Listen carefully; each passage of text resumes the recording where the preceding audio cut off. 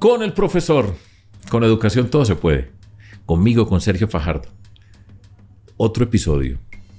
Y estamos en ese viaje a través del mundo de la educación superior, las universidades. Quiero que entendamos muy bien qué va a pasar con las universidades, qué perspectivas hay, formas de aprendizajes en estos tiempos. Hay muchas preguntas, y el mundo joven es un mundo que está lleno de incertidumbres hoy. Para mí, yo he pasado una gran parte de mi vida en la universidad. Soy profesor y me reconozco como profesor y es lo que yo he querido ser y soy hoy físicamente como profesor. Y tengo acá como invitada a una mujer que es la rectora de la universidad privada más importante de Colombia, y no solamente de Colombia, sino es una de las universidades privadas más importantes de América Latina. O sea, esta es una mujer que es la rectora de la Universidad de los Andes. Allá estudié yo en la Universidad de los Andes y allá crecí yo y allá fui profesor y tengo un amor por esa universidad donde crecí, me formé y le debo mucho en muchos sentidos. Y esta mujer se llama Raquel Bernal, la primera mujer en la historia de la Universidad de los Andes, 75 años. ¿Cierto, Raquel? Sí, señora, así es. La primera. Uniandina también. Allá estudió. Uniandina. Antes de entrar a ese mundo, siempre me gusta empezar estas conversaciones a las personas que tengo invitadas diciéndoles, recordemos un poco cómo creciste, personas que hayan sido influyentes en tu vida, maestros, maestras, por qué llegaste a este mundo. Así una pequeña introducción que nos puedas contar. Pues Sergio, gracias por tu invitación. Primero que todo, un placer estar aquí hablando de educación, pues dígame. Yo soy, Sergio, hija de una maestra rural. Mi mamá es del Huila y ella era ¿De qué parte del Huila? De Pitalito. Ajá. Y ella era profesora de diversos municipios. Entonces creo que llevo la sangre de maestra desde que nací. Y mi padre, de Boyacá, ¿De qué parte? De Garagoa. Ok. Y quedó huérfano mi padre a los 12 años. Él, su hermana y su mamá. Y pues rápidamente entraron en gran condición de vulnerabilidad. Entonces, ambas familias, Sergio, de origen bastante humilde. Mi abuela paterna, obsesionada con la educación, y hizo lo que tuvo que hacer en medio de gran dificultad para que mi papá estudiara. Vino a Bogotá. Mi papá se graduó de la Universidad Nacional y digo yo, Sergio, que yo estoy aquí por esa señora tan empecinada en la educación. Entonces, por ambos lados tengo mi mamá maestra, pero una señora, abuela mía, muy obsesionada con que mi papá se educara. Y pues yo tengo una vida muy distinta a la de muchos de mis primos directos, que pues se quedaron en el campo con otras vidas un poco más difíciles. Entonces, pues la historia mía de la educación desde que nací, yo con mis hermanos jugaba a ser profesora. Ese era mi juego favorito. Yo tengo 2 hermanos chiquitos y entonces creo que también nací con esa vena. Soy una convencida del poder transformador revolucionario de la educación y pues yo soy un ejemplo de eso, de esa historia familiar que tengo. Estudié en los Andes, pregrado, posgrado en los Andes y mis grandes mentores, diría Sergio, que fueron profesores ahí. Entonces yo recuerdo con mucho cariño a Mauricio Cárdenas, a Juan Carlos Echeverry, entonces unas personas que también me inculcaron mucho amor país, mucho de lo que aprendí de ellos es que había que aportarle a este país, que había que construir políticas públicas, que había que construir buenas relaciones entre la tecnocracia y lo político. Entonces, grandes mentores. Yo me fui a hacer un doctorado en esencia gracias al empujón que ellos me dieron. Y después he tenido mentores, fíjate lo curioso, Sergio, puros hombres en su gran mayoría. 2 profesores, uno mi asesor de tesis en New York University, un profesor que se llama Michael King, y Horacio Atanasio es un profesor de la Universidad de Yale que tiene muchos vínculos con Colombia y con él he trabajado muchos proyectos de primera infancia, que es una de mis áreas de investigación, en Colombia. Entonces, tengo unos grandes mentores del mundo académico y profesional que me ayudaron a crecer alas desde que estoy muy joven. Entonces, y pues recientemente trabajé mucho con Ana María Ibáñez, entonces ella es como la mujer mentora mía, a quien quiero y aprecio mucho, de quien he aprendido también hartísimo. Qué bueno, Raquel, y hago un pequeño paréntesis. Hoy estuve también conversando con Andrés Hernández de Transparencia Internacional y la mamá de Fusagasugá, el papá de Chaparral. Y siempre digo, a Bogotá llegan muchas personas por diferentes orígenes y esta es una ciudad que le da oportunidades a mucha gente, mucha gente. Entonces, fíjate, tu mamá, una maestra de Pitalito, yo estaba en Pitalito, es una zona cafetera. Sí, hoy el Huila es el departamento cafetero por excelencia en Colombia, con un café especial maravilloso. Y pues tu papá viniendo de Garagoa en Boyacá. Pero hay algo que es un patrón recurrente y es las personas que son hijos o hijas de maestros o maestras, tienen una influencia muy grande. A manera de anécdota, cuando yo fui gobernador había muchos alcaldes, por muchas partes iba, pues Antioquia tiene 125 municipios y había un grupo siempre que decía mi mamá maestra y por lo general mi mamá maestra, que son muchas más las mujeres que están en el mundo de la educación y esas mamás maestras son muy importantes y la mujer como tu abuela, que fue la que luchó para que tu papá pudiera ser estudiante de acá y graduarse en la Universidad Nacional, que por eso tiene mucho. Y lo digo así rápido, pues que aquí que estamos entre nosotros que entendemos y queremos la educación, que siempre decía, eduque una niña. Si usted educa a una niña, tenga la certeza que el impacto que tiene la educación de una niña es, y lo vemos pues en el caso particular tuyo, bien explícitamente dicho. Entonces me alegra mucho esa historia. Además es una tremenda economista en el sentido académico, de reconocimiento, tiene una fama. Yo no la conocía, 2 o 3 veces la había saludado, a pesar de ser pues rectora de la que fue mi universidad durante tantos años, pero tiene una fama de mujer ordenada, seria, rigurosa, como dicen acá en Bogotá, una pila, ¿sí? En Medellín, en Antioquia no se dice pila, o pues después, de pronto sí se dice un poco, pero bueno. ¿Cómo se dice? ¿Cómo se dice en Medellín? Lo que pasa es que yo digo ahora que yo creo que esto es, yo llegué a estudiar a la Universidad de los Andes hace 50, o sea que más o menos por esa época se decía, cuando yo estaba en el colegio se decía muy mazo, mazo. Muy buen estudiante, por supuesto, pero se decía mazo. Esta es una masa, tesa, templada, tenaz, muy buena académica y en un puesto muy importante. Me alegra mucho que seas pues la rectora. Raquel, vamos entonces a entrar a este mundo de la universidad. Lo primero, desde la perspectiva que tú tienes, has sido profesora, pero como rectora, ¿cuál es tu mirada a ese mundo de jóvenes hoy?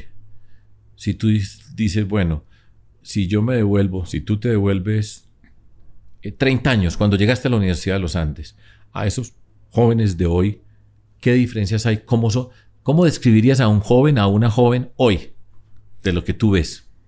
Entonces, Sergio, cada cohorte, cada generación es distinta. Siempre ha sido así. En los 60s, unos jóvenes con la liberación femenina, las drogas, la guerra de Vietnam, cada cohorte ha tenido como una influencia contextual distinta y por lo tanto es distinta.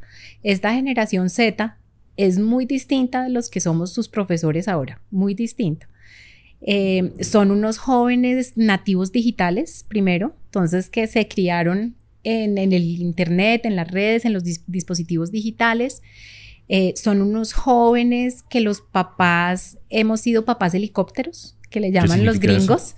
Entonces los papás que les solucionamos los problemas, que les copamos la agenda, que los ponemos en extracurriculares. Los papás creo que sentimos que el mundo es demasiado competitivo y no queremos que se atrasen, entonces hacen miles de cursos extracurriculares, cursos de verano, campamentos de verano. Y eso ha tenido repercusiones sobre la capacidad de agencia de los jóvenes, porque los papás hemos solucionado, agendado, planeado por ellos. Por la exposición a las redes y el aislamiento que se debe al uso excesivo de dispositivos, son unos jóvenes muy solos, viven, digamos, en gran soledad, la interacción es un poco menor, pero son unos jóvenes que se sueñan con cambiar el mundo, muy preocupados con el cambio climático, con los temas de biodiversidad, de conflictos geopolíticos. Tú has visto todas las protestas en los Estados Unidos a raíz de la guerra Israel-Palestina. Les preocupa el futuro del mundo, quieren hacer algo, pero no entienden bien cómo aportar. Y son unos jóvenes que sí les gusta solucionar problemas complejos, pero quieren una vida que se basa más en la experiencia que en los resultados. Entonces, pues prefieren viajar, prefieren cambiar de actividad rápido, están en una compañía, solucionan un problema y quieren pasar a aprender otras cosas. Entonces es un joven que vive de manera más fluida, más dinámica, muy diferente a nosotros. Eso tiene, por supuesto, impacto en la manera como aprenden y tiene impacto en las decisiones que toman respecto a la educación. Si quieren hacer una carrera, si no quieren hacer una carrera. Entonces ahora hay múltiples aspiraciones y expectativas de vida que son distintas a las nuestras. Entonces ya solo la idea de estudiar 4 años les parece que es demasiado. Eterno. Quieren hacer cosas más rápidas, más cortas. Eligen caminos que son más flexibles, que les permiten a ellos viajar, estar aquí, allá. Jamás se soñarían, Sergio, con estar 30 años en una multinacional. Eso no es el sueño de ellos. Entonces eso tiene implicaciones sobre los que los formamos, ¿no? Cómo aprenden, qué quieren aprender, cuáles son los sueños y aspiraciones de vida que tienen, que sí son distintos. Ya voy para allá. Varias cosas. Vamos a hablar de la Universidad de los Andes, donde yo estudié, repito, donde crecí, donde fui profesor por mucho tiempo y pues tengo una identidad uniandina sin duda en una buena parte de lo que yo he sido en la vida. La Universidad de los Andes es una universidad privada asociada con la palabra élite. Élite en el siguiente sentido.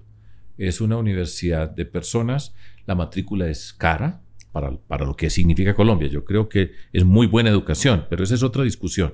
Pero para los estándares colombianos es una matrícula cara y son jóvenes entonces distintos en principio, viniendo de un mundo de élite. ¿Eso que estoy diciendo es correcto o la Universidad de los Andes, su composición ha cambiado? Hay una universidad que sigue siendo buenísima por cualquier estándar, donde sea. Yo siempre decía, un estudiante uniandino o una estudiante uniandina se puede parar en cualquier lugar del mundo. Estoy convencido de eso. Sí, pero esa universidad hoy, con esas condiciones de élite privada, por favor, descríbeme un poco qué es lo que pasa allá. No lo conozco, o sea que por eso hago la pregunta a la cabeza. Pues Sergio, yo diría que la Universidad de los Andes ha cambiado mucho desde que tú te fuiste. Esto en gran parte, en realidad, a las becas estatales, debido a las becas estatales como Serpilo Paga, Generación a becas del Distrito de Bogotá, como Jóvenes a la U, de la alcaldesa Claudia López. Y eso nos permitió a la universidad, Sergio, en la última década, pasar a ser una universidad mucho más diversa. Entonces, a hoy, el 28% de nuestros estudiantes de pregrado son de estratos 1, 2 y 3. Eso tú no lo alcanzaste a ver nunca. No me tocó ver eso. Sí. Y esa universidad más diversa realmente que nos ha cambiado totalmente la cara, la forma de aprender, las interacciones en la universidad. Yo creo que, Sergio, la diversidad es absolutamente crucial en una universidad, porque es el espacio, es un laboratorio de la democracia, la universidad. Es el espacio en donde la gente diferente puede conversar en total libertad de expresión. Entonces, eso fomenta la posibilidad de lograr consensos y la generación de conocimiento, porque es el espacio en donde tú puedes hacer cualquier pregunta sin que nadie te Todo el que esté allá es buenísimo estudiante, o sea, es como en la Universidad Nacional. Sí. Yo siempre recuerdo estas cifras, se presentan 60,000, escogen 6,000 muy buenos estudiantes. O sea, ya pues lo mismo, en la Universidad de los Andes, buenos estudiantes, todos son buenos allá. Sí, Sergio, y además pues de esos programas de becas, esos eran para los superpilos, por eso se llama Serpilo Paga. Claro. Entonces esos eran unos jóvenes que la pilera está medida por las pruebas Saber 11. Entonces son unos jóvenes que al menos en esa prueba son excelentes. Ahora, los jóvenes becados, Sergio, en todo caso, aunque les vaya bien en la prueba Saber 11, tienen unos contextos difíciles, ¿no? Vienen de unos contextos muy vulnerables. El contexto cultural donde crecen y llegan a una universidad en Bogotá, la capital de la República, donde va una muy buena parte de la élite de la sociedad bogotana colombiana. Cuéntame un poco qué pasa ahí. Entonces provienen de unos contextos que son difíciles, como le llamamos nosotros, son unos contextos que no apalancan el éxito académico porque no tienen los mismos recursos. Los padres no tienen la misma educación que los padres de otros de nuestros estudiantes. Entonces, lo que ha hecho la universidad es invertir mucho en el apoyo académico a los estudiantes becados para garantizar que tienen el mismo éxito académico que los no becados. Eso significa, por ejemplo, tutorías individuales, tutorías en grupo, en todas las carreras, consejería individualizada para los estudiantes becados, incluso apoyo financiero para los temas que no son matrículas, sino materiales, transportes. Algunos viven en condición de vulnerabilidad bastante significativa. Bonos de seguridad alimentaria. O sea, ahora tenemos estudiantes que no consiguen las 3 comidas al día. Entonces, hay una serie de apoyos y ayudas que nos han permitido lograr el éxito académico de estos estudiantes. En este momento, Sergio, los estudiantes becados nuestros tienen menor probabilidad de deserción que los no becados, porque los cuidamos tanto y los ayudamos pues dentro del proceso de aprendizaje. Y creo que además hemos tenido unos impactos muy importantes sobre los no becados. Como allá medimos todo y hacemos un paper para todo, entonces hemos encontrado que los no becados les disminuye de manera significativa, Sergio, el sesgo de clase, e incluso cambian sus patrones de consumo para incorporar a sus compañeros becados. Entonces, por ejemplo, cambian de restaurantes a los que van, que creo que en un país tan desigual como esto, lograr cosas de ese tipo es supremamente potente. Entonces, es una universidad muy distinta, mucho más diversa, con un riesgo altísimo de volver a perder esa diversidad, porque sin las becas estatales, esto ya estaría supeditado exclusivamente a la posibilidad de encontrar recursos por filantropía en el sector privado para poder financiar. Y no hay bastante filantropía acá. Yo voy a decir una frase, pues aquí la digo yo. Es mi responsabilidad por lo que voy a decir. En Colombia hay muy poca filantropía. Aquí hay gente muy rica. Sí. Y poco dan. Ese es un ejemplo, ¿cierto? Sí, señor. La gente de la Universidad de los Andes, de todas partes, reemplazar el programa Serpi lo paga. Bueno, háganlo con recursos. Yo creo que todas esas cosas se pueden hacer, pero esa es mi cuña. Por favor, apoyen al trabajo que hace la rectora Raquel para que puedan venir, porque enriquece la vida de todos los que están adentro. Yo me imagino las dificultades, los choques culturales, todo eso, pero me alegra escuchar lo que tú estás diciendo. Pero además, Sergio, no hay mejor inversión que en la educación. O sea, si uno quiere donar, si uno quiere invertir, porque hay una ganancia individual, pero luego una ganancia social. Estos son una gente que no depende del Estado, que es menos propensa a actividades de riesgo, no van a delinquir. Entonces hay una gran cantidad de beneficios por todo lado. Bueno, sigamos. Ya hablamos un poco de jóvenes y la Universidad de los Andes, repito, asociada con esa condición de élite en tantos sentidos, y hay que hablarle y decirlo y señalarlo. Bien, ahora quiero entonces, por un momento, hablemos en general de los retos de la universidad. Cuando hablo de la universidad, estoy hablando en términos generales. Yo leía un artículo que tú escribiste con los rectores. La universidad hace parte con el TEC de Monterrey, donde yo trabajo, donde yo soy profesor, con la Universidad Católica de Chile. Son 3 universidades privadas, las 3 mejores de América Latina, exacto, creo yo. Y pues tienen un programa, la tríada, que se articulan. Y leía un texto que ustedes escribieron donde hablaba de los retos de la universidad. Hagamos el siguiente ejercicio, Raquel. Primero, una breve definición de universidad. Pues todos queremos la universidad, culturalmente la universidad, pero ¿cuáles son los retos que tiene hoy? Es una pequeña definición y los retos. 4. Entonces, la universidad, Sergio, es el espacio para el florecimiento humano, para la construcción de la ciudadanía y para la generación de conocimiento, emprendimiento, innovación. Entonces, es esa capa de la sociedad que no solo forma a la gente que va a vivir en esas sociedades, sino que ayuda a pensar todo el tiempo en esas sociedades cómo deben avanzar y cómo lograr unos países que sean equitativos, sostenibles, justos. Entonces, pues es un sitio maravilloso para pensar, crear y formar a las personas que permitan hacer florecer las sociedades en las que vivimos. La educación superior ahorita está supremamente retada.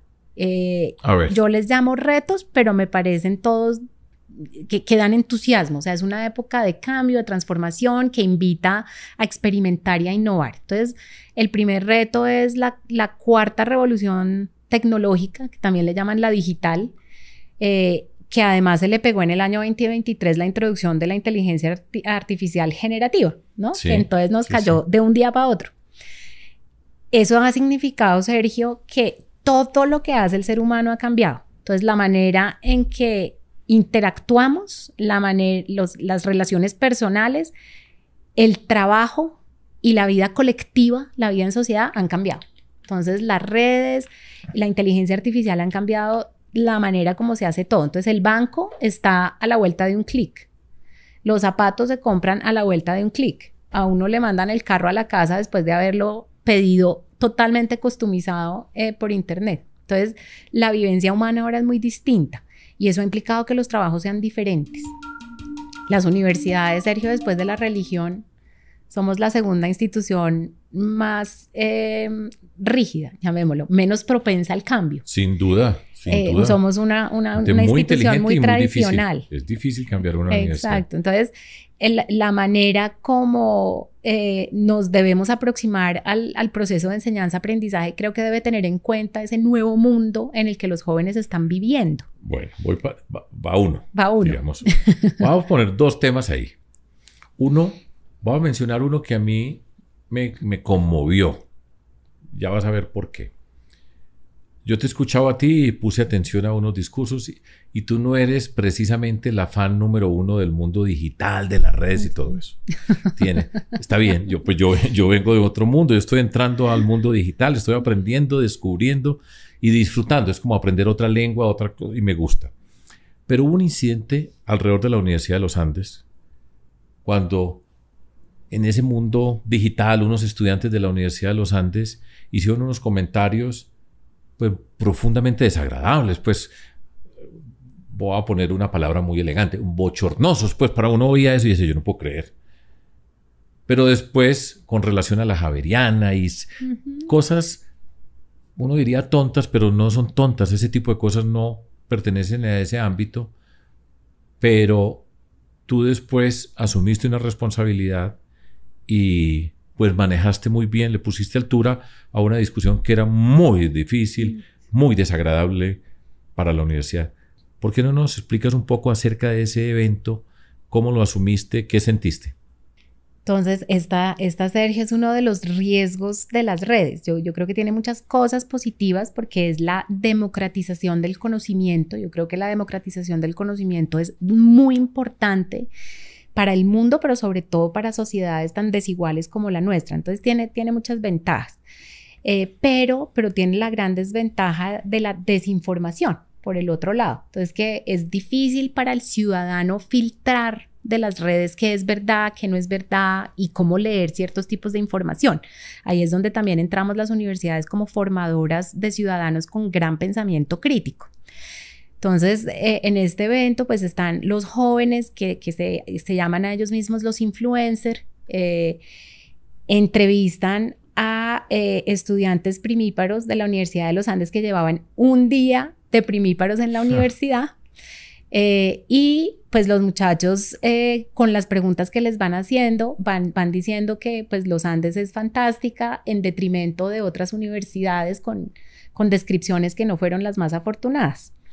Y pues la universidad, yo lo que quise hacer fue entablar un debate sobre el rol de las universidades, que nosotros estamos justamente ahí para formar a esos jóvenes que llegan a sus 17 añitos, ahora llegan jovencitos.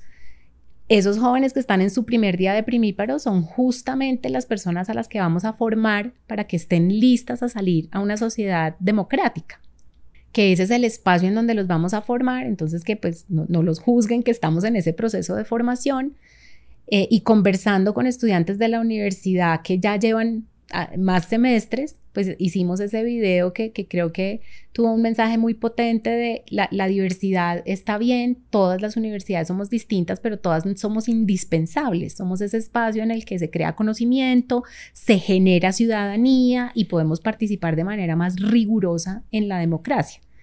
Pero Sergio, sigo pensando que acá la potencia es la universidad que forma al ciudadano con pensamiento crítico. Cómo aprender a filtrar esa información. De hecho, ese es un segundo reto, la formación ciudadana dentro de la universidad. Ciudadana, sí. Entonces, el segundo reto es que justamente como resultado de la digitalización de la vivencia humana, le llamo yo, pero también de la crisis climática, de los conflictos geopolíticos, pues el modo de interacción de las sociedades ha cambiado mucho.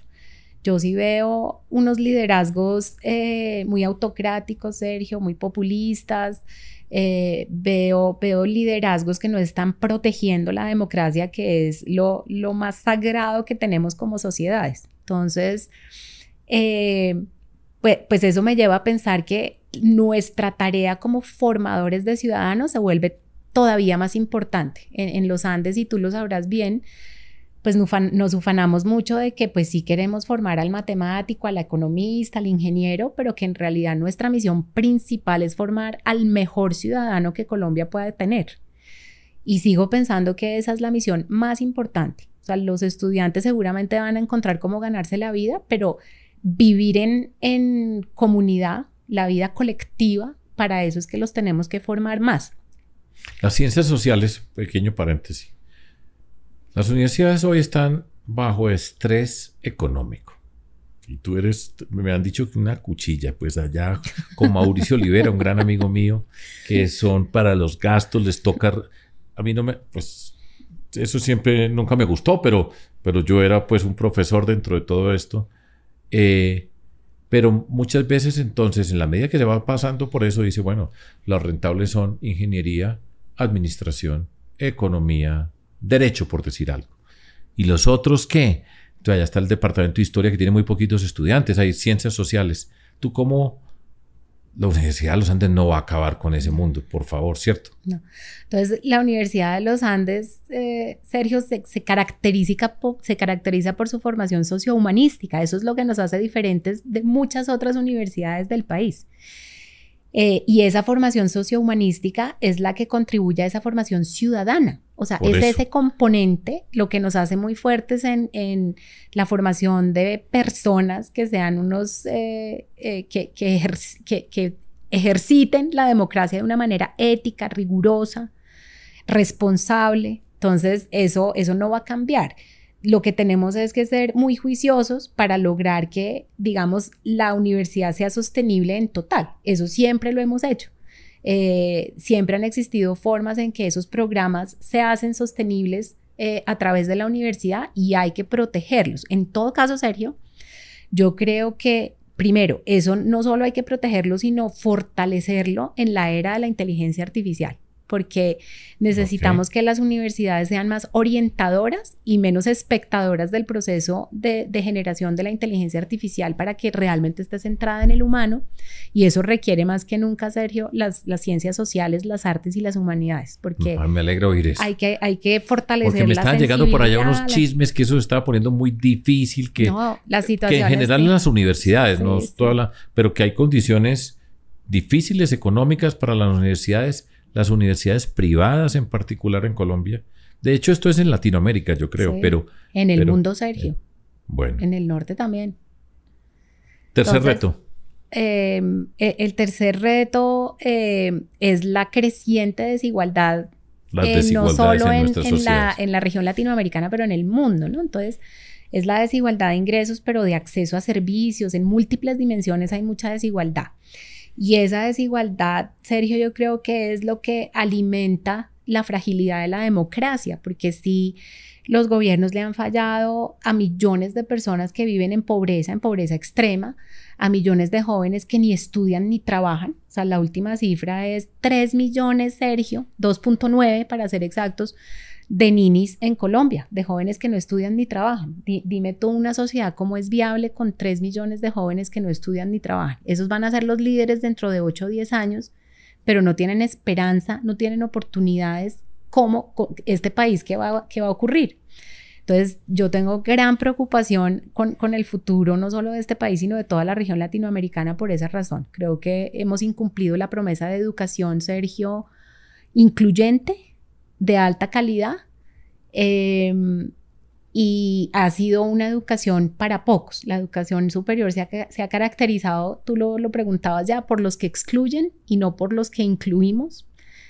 Y con alta calidad. O sea, si también nos ponemos a lograr unas tasas de cobertura grandísimas en Colombia, pero sin calidad, esa promesa también la vamos a incumplir, de que la educación iguala. Yo creo eso en todos los niveles del mundo de la educación, en la educación escolar. Educación sin calidad aumenta la desigualdad. Es una promesa incumplida, sí. Así es. Cuarto reto.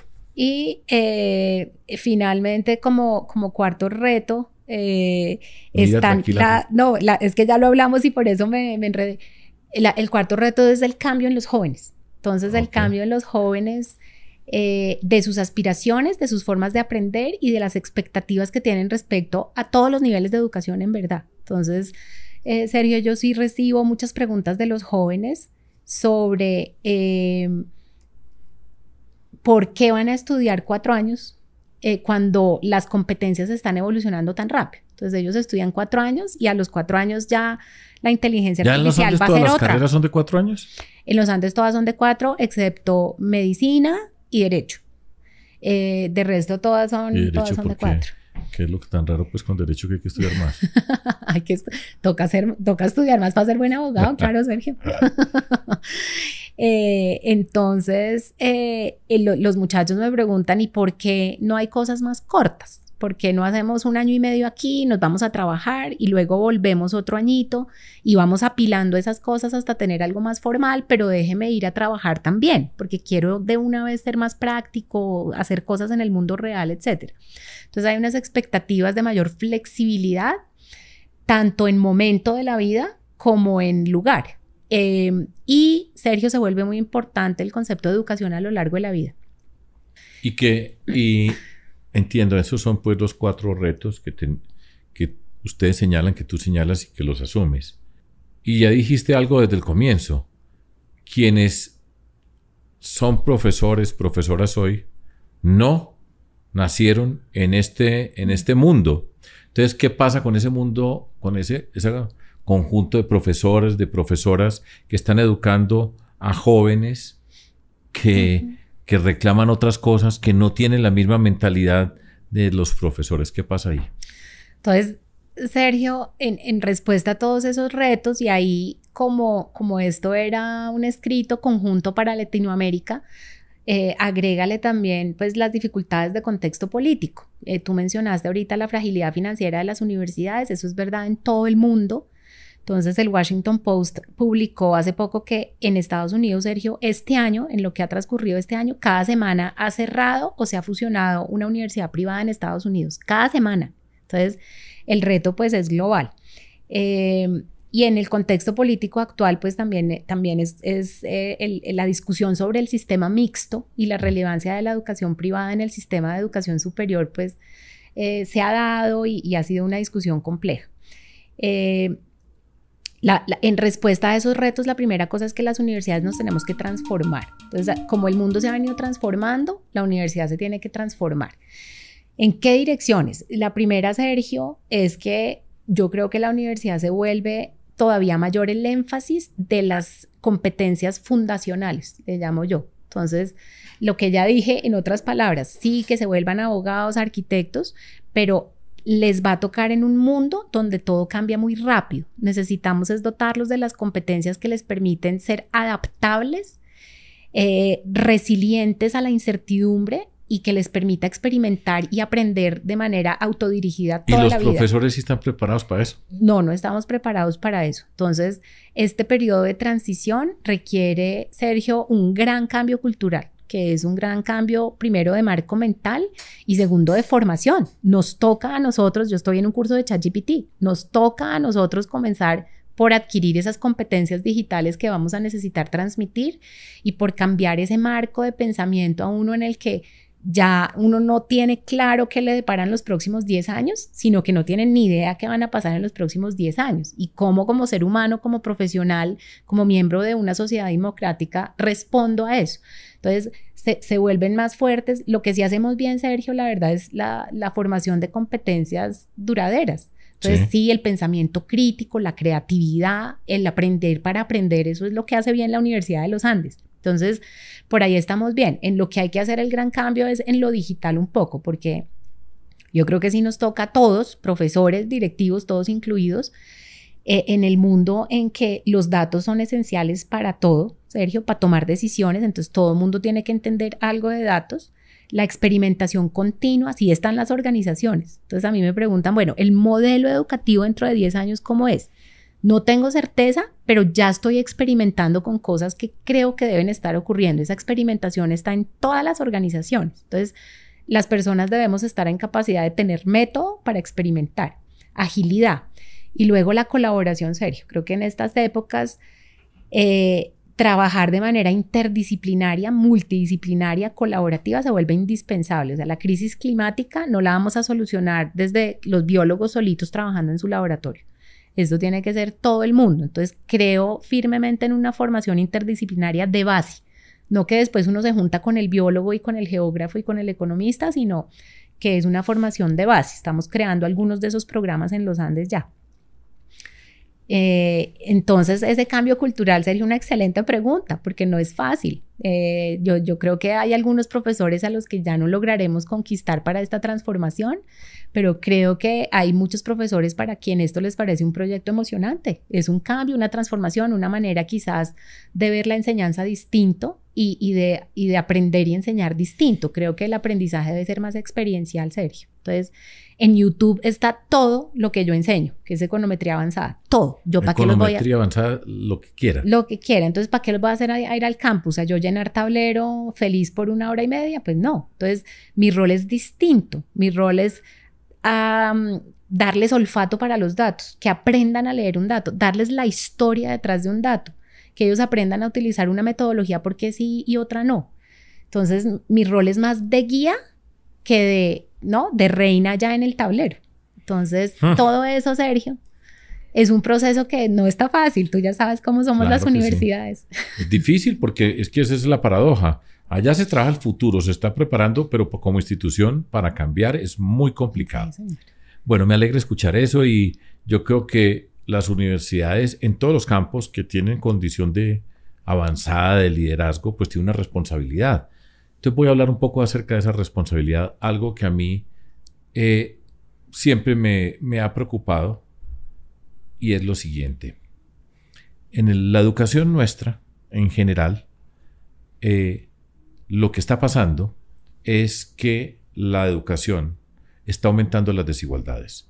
Estamos en una educación privada, una educación pública, y cada vez en lugar de crear condiciones para encontrarnos, va separando y aumenta las desigualdades, cuando la educación tiene que ser una condición indispensable para construir una sociedad equitativa, justa.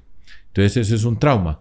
Un libro del cual son coautores colegas tuyos, Juan Camilo Cárdenas, Leopoldo Ferguson, Mauricio García, pues que no es uniandino, pero de hecho es un muy buen amigo mío, que se llama La Quinta Puerta. En el nivel escolar dice cada día más desigual.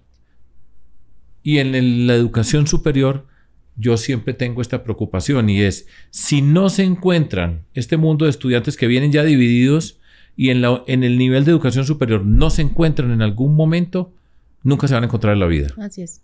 Eso a mí me parece tenaz. Yo tuve la suerte siempre de tener la posibilidad de relacionarme con lo público y lo privado. Muy privilegiado yo, porque yo era profesor en la Universidad de los Andes, pero también en la Nacional, en matemáticas. O sea, para quienes conocen Bogotá, por la 26, la calle 26 de los Andes a la Nacional, y yo pasaba de este mundo a este mundo. Y pues siempre me gustó, y siempre eso me enriqueció a mí siempre la mirada de la sociedad. Pero no veo, si estoy equivocado, y yo creo que se tienen que diseñar además encuentros entre la universidad pública y la universidad privada, generar condiciones para que estos estudiantes se encuentren. Y estoy seguro que si se encuentran, por lo que yo siempre viví, cuando fui gobernante, siempre estaba empujando eso en mi tierra, en Medellín, en Antioquia, con la Universidad de Antioquia, que es una gran universidad pública, ya siempre estaba propiciando eso. ¿Hay alguna esperanza de que eso pueda pasar? ¿O la vida como vamos nos va a llevar en que cada vez más desiguales?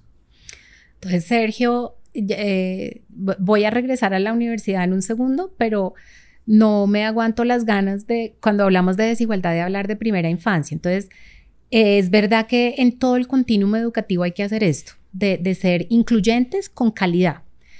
Pero Sergio, algo que me gusta de la ley estatutaria es la inclusión de la educación inicial de manera contundente dentro de nuestra política pública. Está bien, yo creo que nadie está en contra de eso. Exacto. A los 5 años de edad, Sergio, el niño de estratos altos de 5 años habla como un niño de 5 años y el niño de 5 años de estratos bajos habla como un niño de 3 años y medio. O sea, a los 5 años ya hay una brecha de aprendizaje gigantesca que ya no se cierra, Sergio. Entonces, digamos, la mejor inversión para que las brechas socioeconómicas no emerjan es en la primera infancia, de esto no tengo la menor duda. ¿Qué podemos hacer la universidad? Dado que si las brechas ya están, Sergio, cada vez se vuelve más caro reducirlas, más caro y más difícil. Entonces, al llegar a la universidad, yo creo, Sergio, tengo la esperanza que esta nueva educación de la que yo estoy hablando pueda ser más asequible e incluyente. Entonces, lo primero, creo que la virtualidad puede ayudar en las brechas de aprendizaje que además, Sergio, se exacerbaron con la pandemia. O sea, no creas que esto es un estudiante de un colegio público pequeño en un municipio pequeño. Estudiantes bogotanos con ICFES de 350 están sufriendo. Las brechas de aprendizaje fueron terribles. Entonces, yo creo que las universidades privadas, apalancándonos en lo que tenemos y en la virtualidad, podríamos aportar mucho al sector público. Por ejemplo, siendo productores de contenidos que después los colegios o las universidades de menor calidad pudieran usar. Y ahora se puede con la tecnología. Acá la gran limitante es la conectividad. Yo creo, Sergio, que además el acceso a tecnología va a ser otro exacerbador de la desigualdad. Porque si esto también ocurre solo para unos, los formamos para la tecnología y a la otros no, se va a volver todavía más desigual todo. Entonces, yo creo que las universidades podemos hacer más así. La educación no formal, Sergio, nosotros estamos haciendo varias cosas. Entonces, tenemos, por ejemplo, algo que llamamos un ciclo básico, o sea, como si fuera un primer año de nivelación para entrar a educación superior, que ofertamos en colegios públicos a cursos de 10º y 11º. Y el objetivo, Sergio, es cerrar brechas. Seguramente esos estudiantes no llegarán a los Andes, pero lo que queremos es que la Universidad de los Andes, por la calidad que tiene, los pueda poner en otra trayectoria de vida que les permita al menos una técnica, una tecnológica o una profesional en una universidad, digamos que no necesariamente debe ser los Andes. Entonces, esos programas no formales de cierre de brechas, producción de contenidos, trabajo colaborativo con las universidades, yo creo que es nuestra responsabilidad en un país tan desigual. Entonces, apalancando en la tecnología, trabajando en alianzas, tampoco, Sergio, creo que podamos trabajar solos de aquí en adelante. Esto tiene que ser todo en alianzas y es universidades privadas con públicas, pero también el ecosistema educativo, Sergio, está muy enriquecido. Entonces, ahora hay las edutechs, un montón de otros actores que también son formadores de manera un poquito más informal, pero están ahí, están bien establecidos, tienen una demanda inmensa y cómo más bien trabajamos juntos para que esto no se vuelva simplemente de formar competencias, sino que a través de las plataformas que ahora son más asequibles para un gran número de gente, también nosotros podamos enriquecer eso para la ciudadanía, para el pensamiento crítico, para un ciudadano de visión más amplia. Cuando yo estaba, pues hace ya unos cuantos años, en la Universidad de los Andes y en la Nacional, que iba de lado a lado, con estudiantes maravillosos en los dos lugares, yo siempre, pues me acuerdo que había unos programas que pretendían que la Nacional y los Andes interactuaran. ¿Eso ha avanzado o realmente ha sido, era mínimo en ese momento? Yo era de los que creía, pues estaban las dos, pero ¿eso ha avanzado o se ha quedado como una buena intención realmente, pero no se dio? Las dos mejores universidades de Colombia en ese sentido trabajando juntos, estudiantes. Es que es en un bus, pues es un trecho corto. En bicicleta se van en 15 minutos de los Andes a la Nacional. Entonces, Sergio, en cuanto a programas, no hemos avanzado mucho. Ni siquiera podemos dentro de la universidad a veces hacer programas conjuntos. Por eso te cuento que ya lo estamos haciendo, porque me parece como un lograzo que logremos un programa interdisciplinar incluso dentro de la universidad.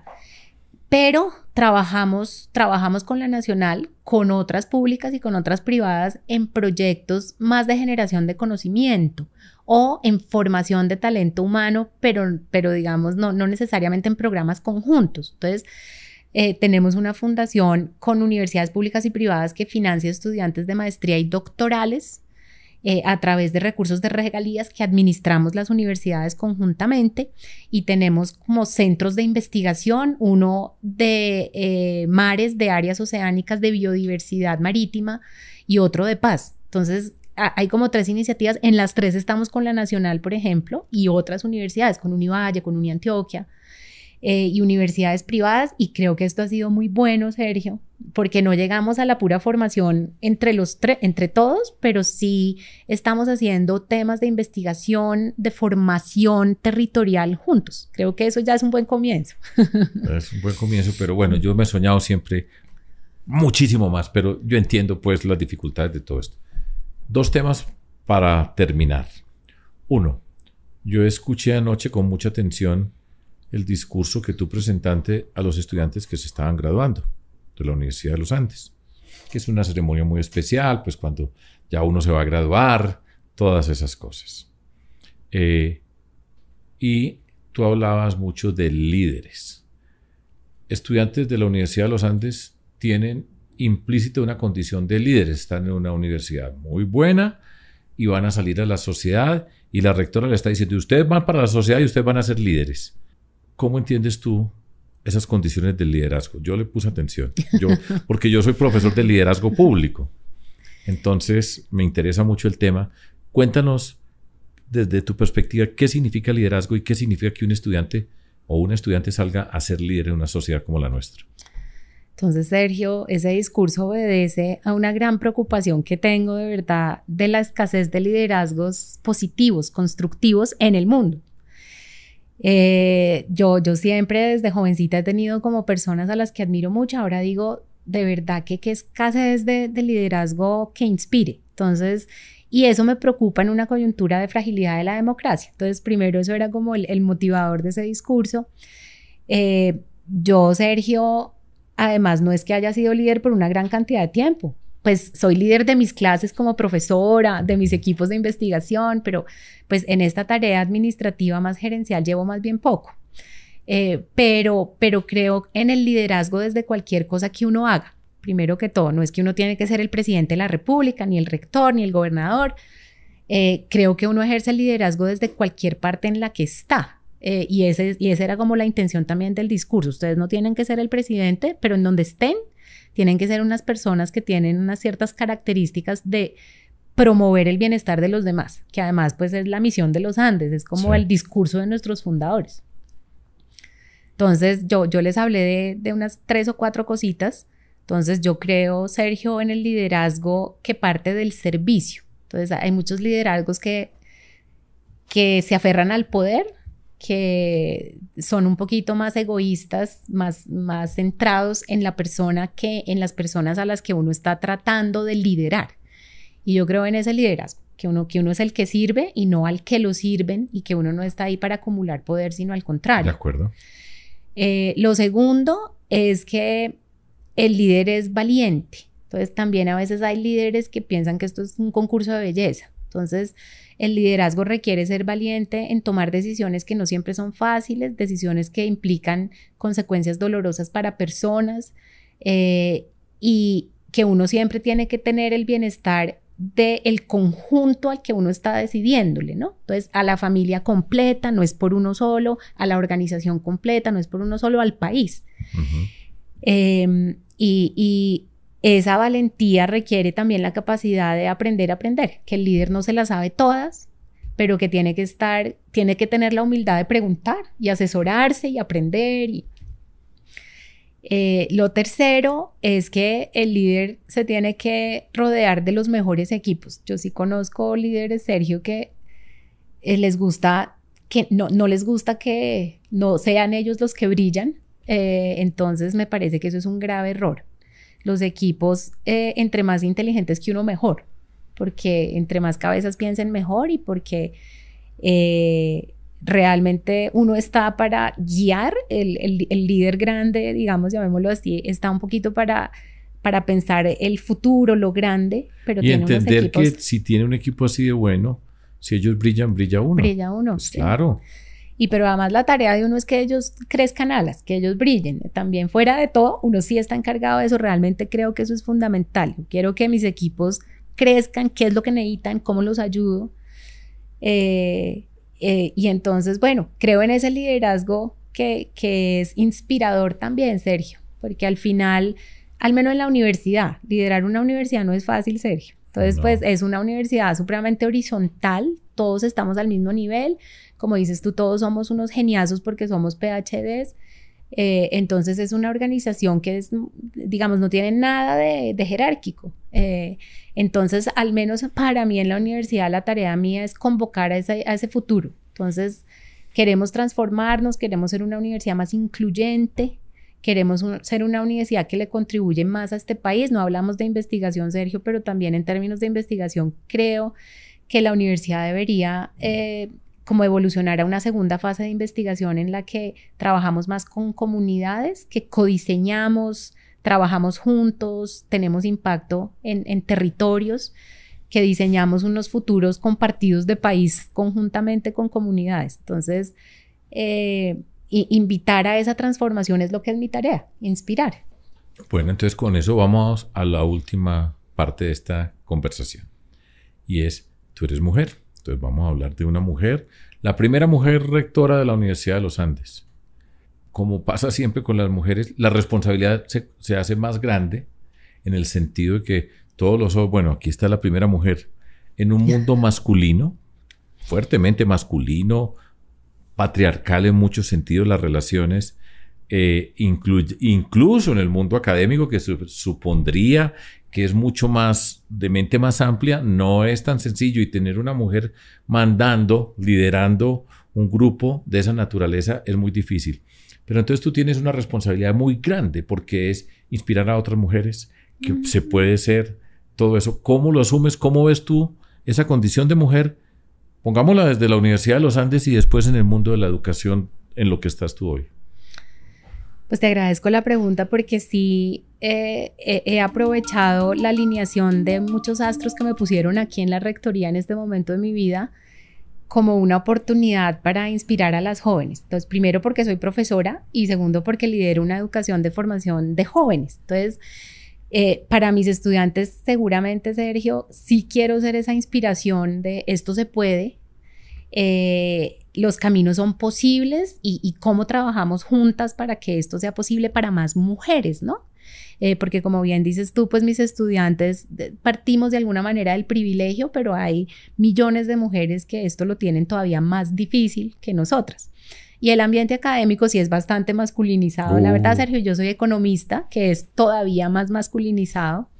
Entonces, asumo esta tarea con gran compromiso, la verdad. Entonces, el tema de las brechas de género es un tema al que le he dedicado además esfuerzos de investigación, de incidencia, de trabajo con el sector público. Yo creo que esto requeriría, Sergio, la reducción de esas brechas de género requeriría un cambio cultural gigantesco, porque en mi opinión, en mi lectura de economista, esto tiene mucho que ver con las diferencias de inversión entre los hombres y las mujeres en los hogares. Entonces, las mujeres en Colombia trabajan 7 horas más a la semana que los hombres, sobre todo porque tienen que hacer trabajo en casa y trabajo con los hijos, cuidado de los niños. O sea, un día más prácticamente cada semana. Y eso le impone a las mujeres la necesidad de irse por trayectorias laborales más flexibles, porque saben que van a necesitar la flexibilidad de cuidarla, y la flexibilidad cuesta.